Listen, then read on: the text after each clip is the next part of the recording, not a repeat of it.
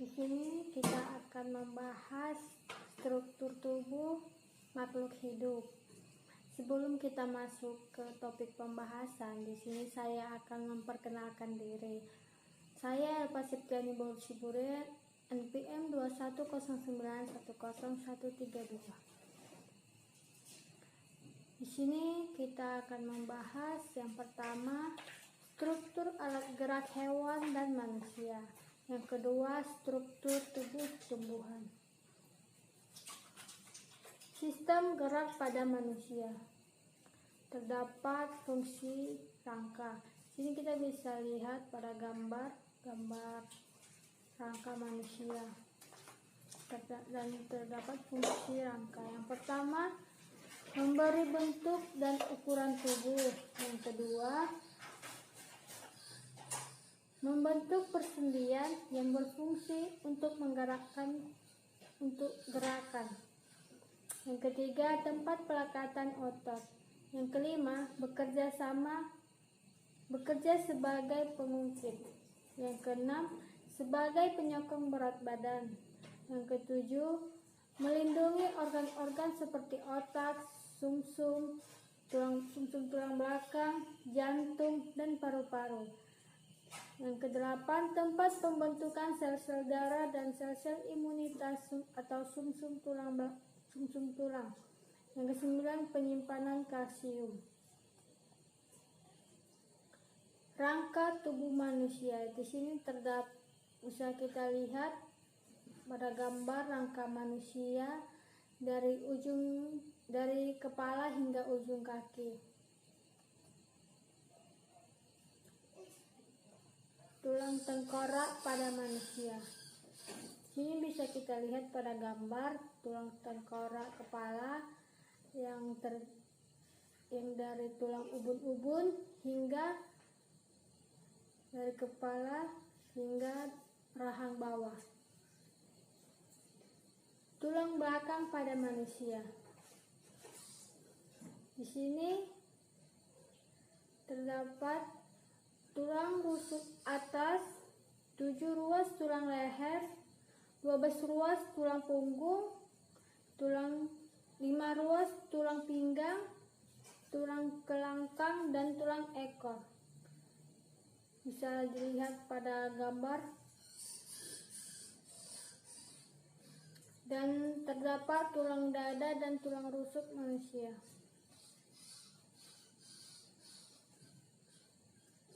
Tulang bahu pada manusia. Di sini terdapat tulang selangkang, tulang belikat dari tampak depan dan dari tampak belakang. Bisa kita lihat di gambar tulang selangkang dan tulang belikat. Tulang anggota gerak atas, yaitu terdapat pada lengan. Itu tulang lengan atas, tulang pengupil, tulang hasta, tulang pergelangan tangan, yaitu ini tulang telapak tangan, tulang jari tangan.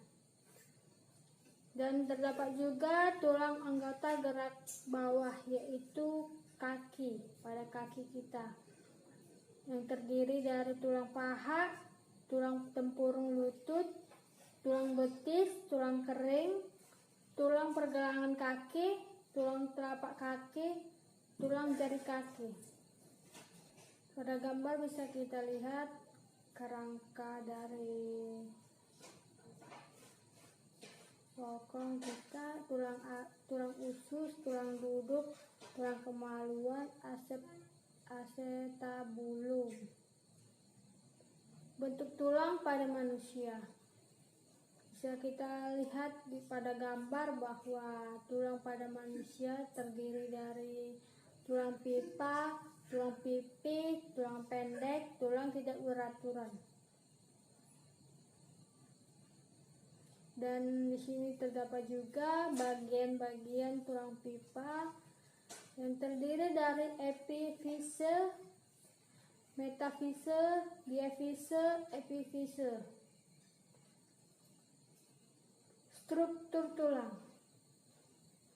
Di sini bisa kita lihat pada gambar terdapat struktur tulang.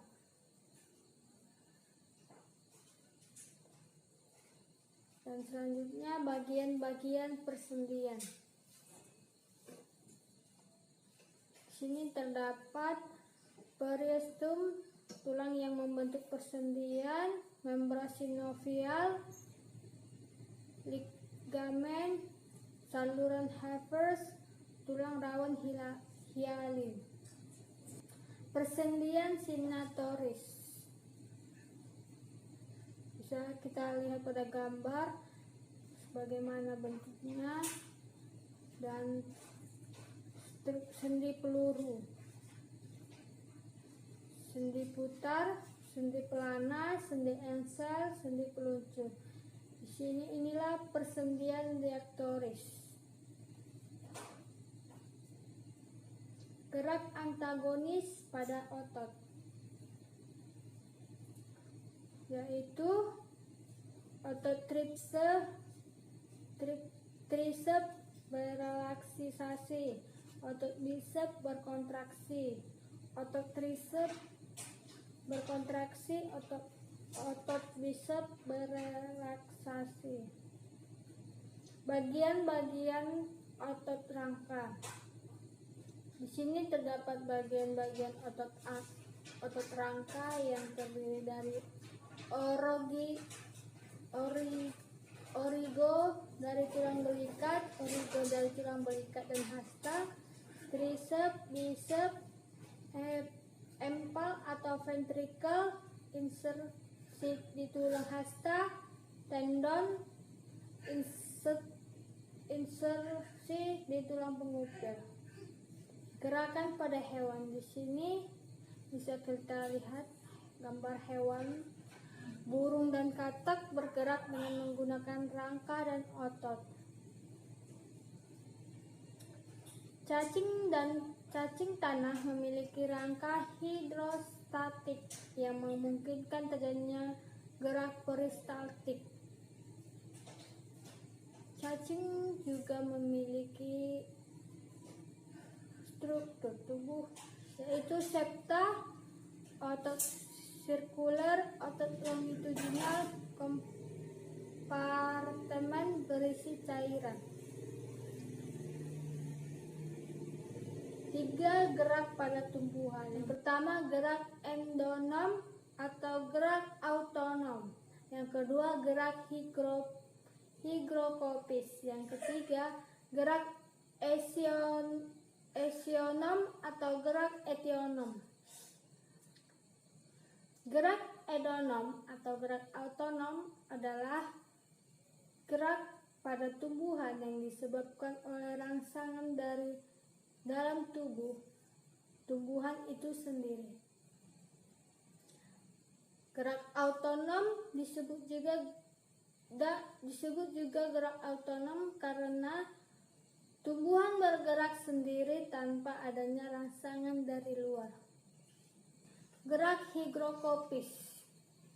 Gerak bagian tumbuhan yang terdiri karena adanya perubahan kadar air pada tumbuhan secara terus-menerus, akibatnya kondisi menjadi sangat kering pada kulit buah atau kotak spora sehingga kulit biji atau kotak spora pecah. Gerak esionom. Gerak tropisme. Gerak bagian tumbuhan yang dipengaruhi oleh rangsangan. Tropisme positif jika arah gerak mendekati rangsangan dan tropisme negatif jika arah gerak menjauh rangsangan. Gerak taksis yaitu gerak berpindah seluruh tubuh tumbuhan yang dipengaruhi oleh rangsangan seperti bentuk tropisme, terdapat taksis positif dan negatif. Gerak nastis yaitu gerak bagian tubuh tumbuhan yang arah geraknya tidak dipengaruhi oleh arah rangsangan. Gerak ini disebabkan terjadinya perubahan tekanan turgor akibat pemberian rangsangan.